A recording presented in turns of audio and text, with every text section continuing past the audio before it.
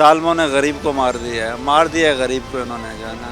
ये अभी 3 महीने पहले लॉन्ग मार्च लेके निकले थे महंगाई के ख़िलाफ़, और अब इन्होंने 21 दिनों में आवाम के साथ क्या किया है। इनको शर्म नहीं आती इन लोगों को। मुझे बताओ कैसे गरीब आदमी कैसे गुजारा करेगा। मुझे वो मशीनरी मिल नहीं रही जो बगैर पेट्रोल की चलती है, और अब जो जैसा सूरत हाल हो गई है, अब मैं सोच रहा हूँ कि अब इसके बेच के इसको मोटरसाइकिल में ले लो। तनख्वाहदार बंदा तो रुल गया ना, बिल्कुल कोई फ़ायदा ही नहीं है इस हुकूमत का। इम्पोर्टेड हुकूमत नामंजूर। खान साहब का दौर अच्छा था, आप खुद देखेंगे 150 रुपये में है, जिसकी तनख्वाह 20-22 हज़ार रुपये, वो कैसे मैनेज करेगा? मैनेज कर सकता है? गरीब आदमी जिसकी सैलरी 25,000 रुपये है, क्या वो 233 रुपये का पेट्रोल अफोर्ड कर सकता है? शहबाज शरीफ को खुदा खराब करे थे, यो को जागसो भी क्या दे सफेद पोश बंदे को नंगा कर देते हैं। यकीन करो यार, 600 रुपये दिहाड़ी वाला बंदा जड़ा है वो पेट्रोल पावे या घर कशा गेंदे वे। पहली हुकूमत थी, उनने कुछ हमारे कपड़े उतारे, रायती कसर इन भी नहीं छोड़ी है।